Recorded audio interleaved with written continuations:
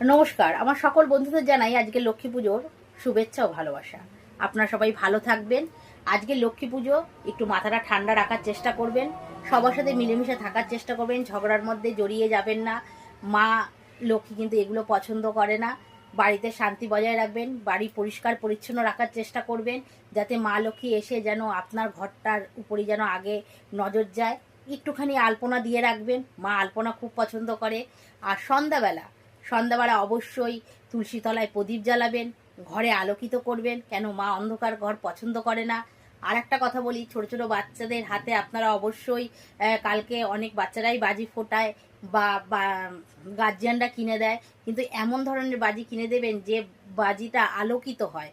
আলোর বাতি যেন কিনে দেবেন, শব্দ বাজি কিনে দেবেন না, কেন মা লক্ষ্মী শব্দ পছন্দ করে না। এছাড়া শব্দ বাজিতে মানে কি বলবো, পরিবেশ দূষণ হয়, সেই আওয়াজটাও ভালো না। ভালো থাকবেন, ভালোভাবে লক্ষ্মী পুজো কাটাবেন, আর আমাকে অনেক অনেক ভালোবাসা দেবেন, এবং আমাকে ভালোবাসা দিয়ে একটু এগিয়ে নেবেন, যাতে আপনাদের কাছে আমি আরও অনেক কথা তুলে ধরতে পারি। ভালো থাকবেন।